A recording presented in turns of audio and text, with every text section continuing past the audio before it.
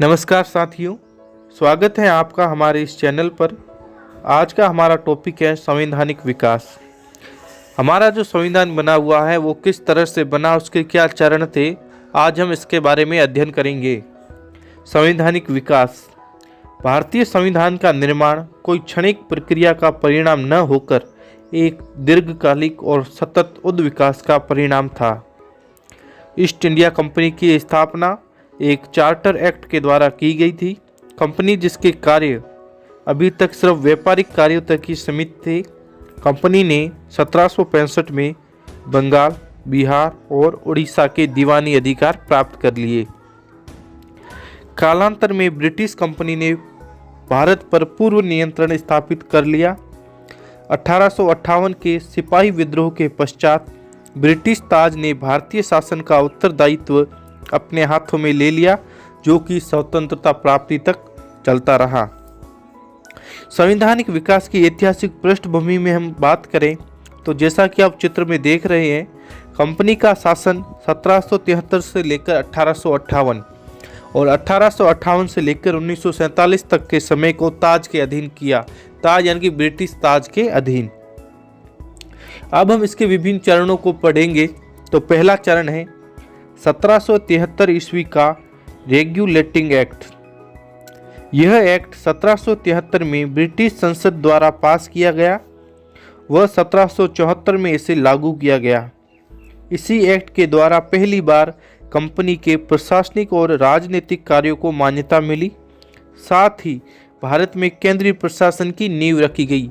ये लाइन बहुत ही इम्पोर्टेंट है, क्योंकि ये बहुत सारे एग्जामों में आया है कि भारत में केंद्रीय प्रशासन की नींव किस एक्ट के द्वारा रखी गई। तो 1773 का रेगुलेटिंग एक्ट।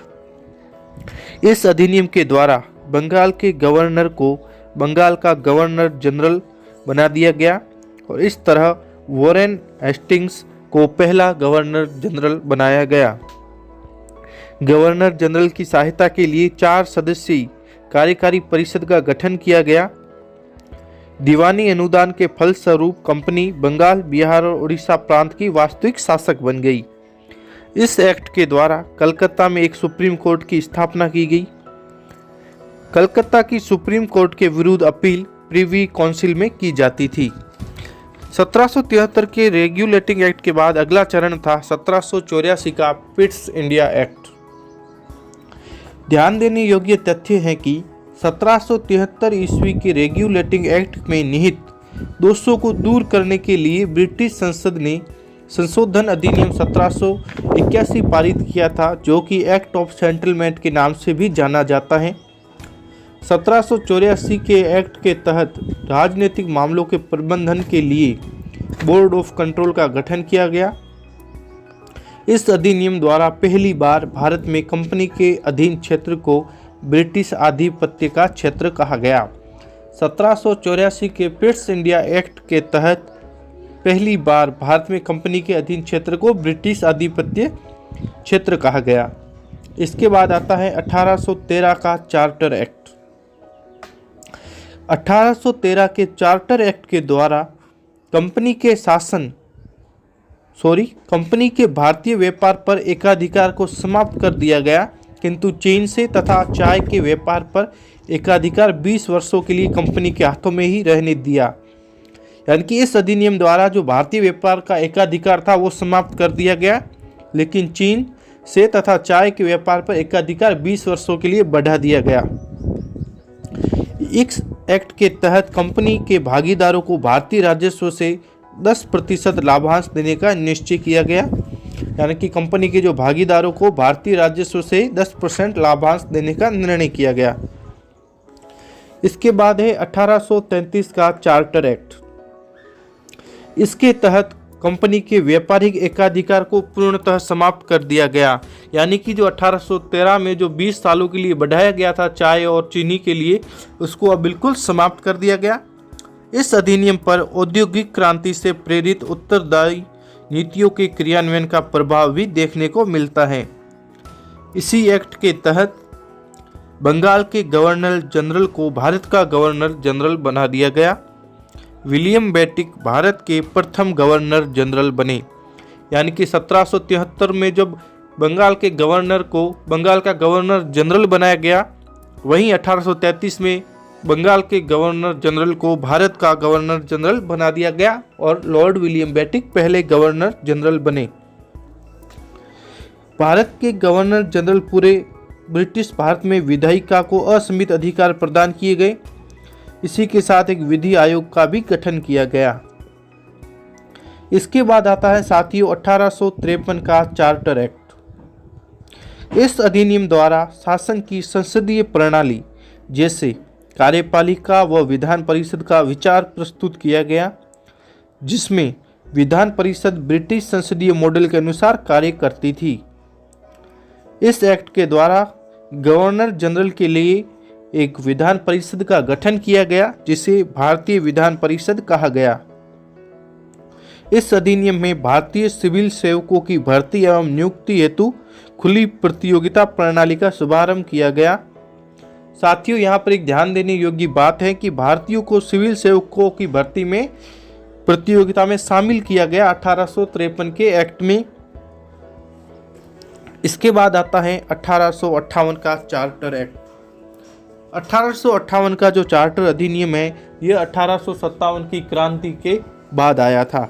इस अधिनियम के तहत कंपनी के शासन को समाप्त कर दिया गया तथा भारत पर शासन का उत्तरदायित्व ब्रिटिश क्राउन यानी कि ब्रिटिश ताज को सौंप दिया गया।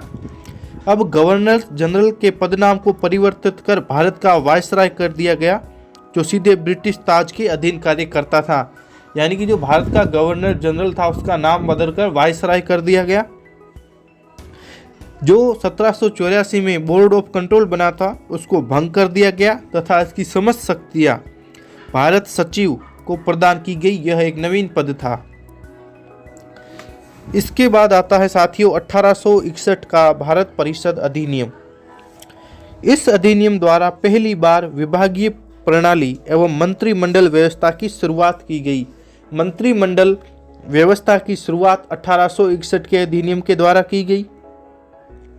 इस अधिनियम के द्वारा विधि निर्माण की प्रक्रिया में भारतीय प्रतिनिधियों को शामिल करने की शुरुआत हुई। वायसराय की कार्यकारिणी का विस्तार किया गया और पहली बार वायसराय को अध्यादेश जारी करने का अधिकार प्रदान किया गया। हालांकि यह अध्यादेश 6 माह तक ही होती थी। साथियों, ध्यान देना यहाँ पर क्या है कि पहली बार वायसराय को अध्यादेश जारी करने की शक्ति दी गई। ये दी गई थी 1861 के अधिनियम के द्वारा और विभागीय प्रणाली एवं मंत्रिमंडल व्यवस्था की शुरुआत की गई।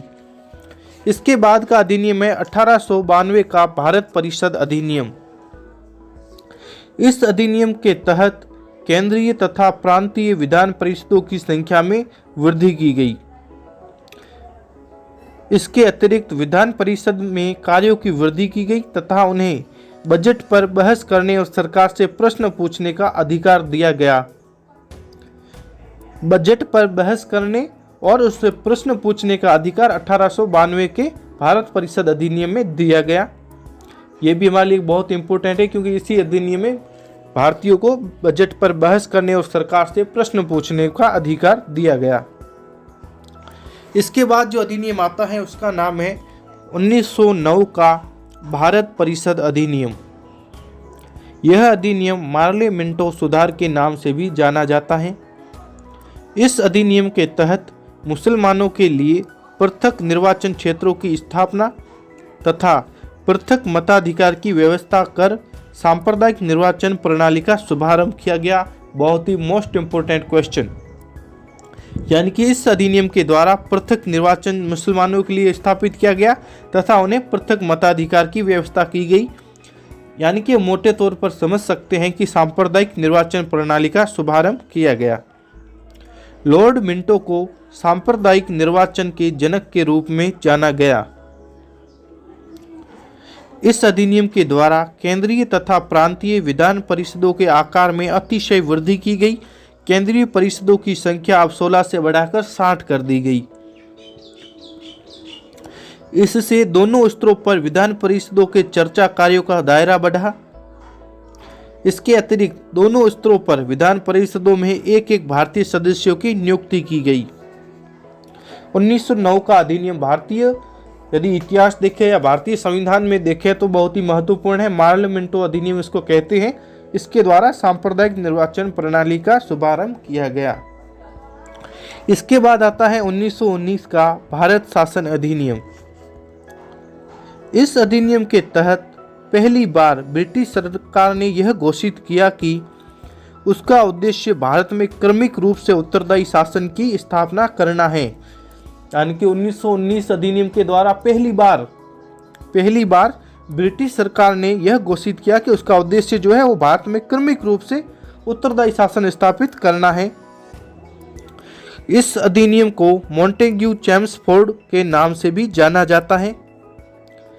सांप्रदायिक प्रतिनिधित्व के प्रावधान का विस्तार करते हुए न सिर्फ मुस्लिमों, सिखों वरन ईसाइयों, यूरोपियों और आंग्ल भारतीयों के लिए पृथक निर्वाचन की व्यवस्था की गई। इस अधिनियम के द्वारा पहली बार भारत में प्रत्यक्ष निर्वाचन प्रणाली तथा द्विसदनीय व्यवस्था की स्थापना की गई।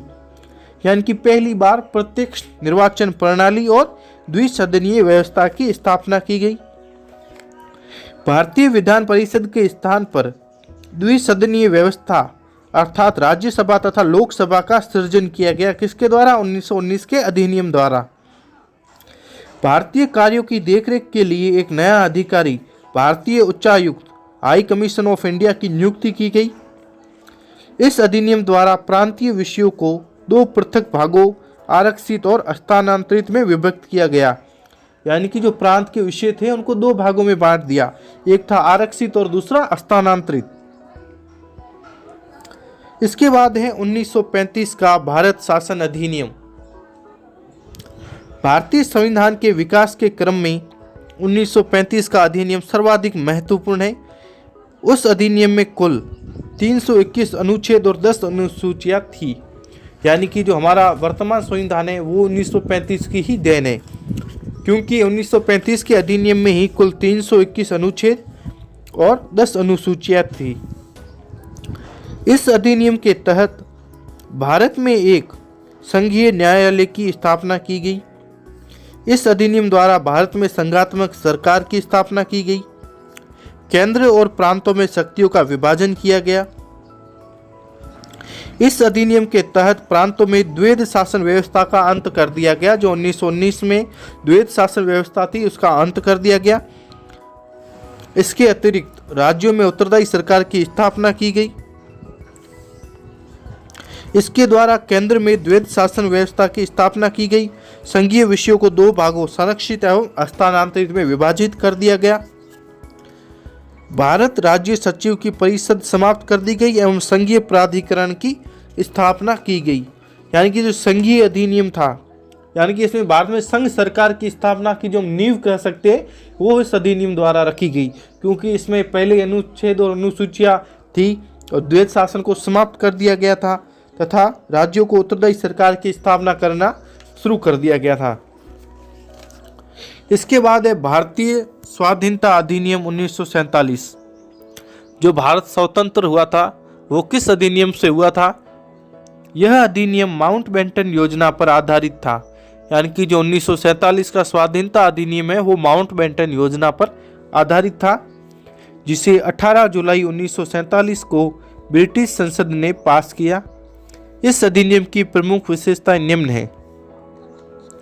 इसने भारत का विभाजन कर भारत और पाकिस्तान नामक दो स्वतंत्र और संप्रभु अधिराज्यों का सृजन किया। इसने भारतीय रियासतों को यह अधिकार दिया कि वे चाहे तो भारत अथवा पाकिस्तान में रहने का निर्णय ले सकते हैं। यानी कि जो भारत का स्वाधीनता अधिनियम था उसने जो जितनी भी रियासतें थी उनको यह निर्णय दिया, अधिकार दिया कि आपकी मर्जी पड़े आप वहाँ रहो, चाहे भारत में रहो चाहे पाकिस्तान में। इस अधिनियम के तहत यह भी प्रावधान किया गया कि जब तक नया संविधान अस्तित्व में नहीं आता तब तक दोनों राज्यों का शासन यानी कि भारत और पाकिस्तान का शासन 1935 के अधिनियम के द्वारा ही संचालित होगा। यानी कि जब तक भारत के लोग एक नया संविधान नहीं बना लेते तब तक 1935 का जो संविधान अधिनियम था वही चलेगा। ये थे हमारे संविधान के कुछ चरण। अब इसमें कौन कौन सी महत्वपूर्ण घटनाएं घटी हम उनका जिक्र करते हैं। तो हमारे पास एक शब्द है क्रिप्स मिशन। अब ये क्रिप्स मिशन क्या है, आइए इस बारे में हम चर्चा करते हैं। द्वितीय विश्व युद्ध जनित परिस्थितियों के मध्य ब्रिटिश प्रधानमंत्री चर्चिल ने 22 मार्च 1942 को स्टैफोर्ड क्रिप्स की अध्यक्षता में एक आयोग गठित किया। जब दूसरा विश्व युद्ध चल रहा था, वहाँ की जो परिस्थितियाँ थी उसके मध्य भी वहाँ का ब्रिटिश प्रधानमंत्री चर्चिल द्वारा क्रिप्स की अध्यक्षता में एक आयोग गठित किया गया जिसका नाम था क्रिप्स मिशन। इसका प्रमुख उद्देश्य भारतीयों से वार्ताकार युद्ध में ब्रिटेन का समर्थन करने तथा उनसे भविष्य की सैद्धांतिक प्रगति के बारे में बात करना था। यानी कि उनका जो मुख्य उद्देश्य था क्या कि भारत ब्रिटेन का समर्थन करेगा दूसरे विश्व युद्ध में। इसके प्रमुख प्रावधान थे युद्ध के पश्चात भारत को डोमिनियन स्टेटस का प्रदान करना, यानी कि देशी रियासतों को यह अधिकार होगा कि वे भारतीय संघ में बने रहें अथवा अलग हो जाएं। भारतीय संविधान के निर्माण होने तक ब्रिटिश सरकार भारत की सुरक्षा के लिए उत्तरदायी होगी। यानी कि इसका जो मुख्य प्रावधान वही था कि भारत को एक डोमिनियन स्टेट प्रदान करना। क्रिप्स मिशन का मुख्य उद्देश्य भारत को एक डोमिनियन स्टेट प्रदान करना। इसके अतिरिक्त क्रिप्स मिशन में यह भी कहा गया था कि भारत को कॉमनवेल्थ में शामिल होने अथवा न होने का अधिकार होगा। इसके बाद कैबिनेट मिशन योजना। अब कैबिनेट मिशन योजना क्या है कि दूसरे विश्व युद्ध के बाद ब्रिटेन के नवनिर्वाचित प्रधानमंत्री ने कैबिनेट मिशन का गठन 1946 में किया। इसके 3 सदस्य थे, sir Stafford Cripps, A.B. Alexander तथा Lord Pethick Lawrence.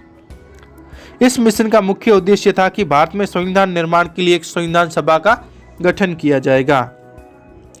Cabinet mission तथा भारतीय नेताओं के बीच वार्ता के लिए बैठक शिमला में आयोजित की गई थी।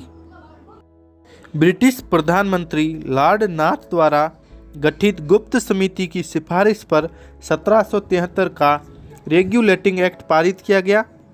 इस एक्ट के द्वारा गवर्नर जनरल के पद का सृजन किया गया। सन 1774 ईस्वी में एक 4 सदस्यीय सर्वोच्च न्यायालय की स्थापना रेगुलेटिंग एक्ट के तहत की गई। सर एलिजा एम्पे को मुख्य न्यायाधीश बनाया गया। पिट्स इंडिया एक्ट के माध्यम से कंपनी के कर्मचारियों को उपहार लेने पर प्रतिबंध लगा दिया गया।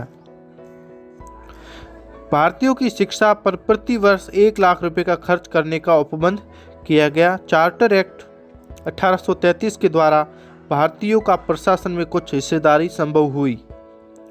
1833 के चार्टर एक्ट के द्वारा ही बंगाल के गवर्नर जनरल को संपूर्ण भारत का गवर्नर जनरल बना दिया गया।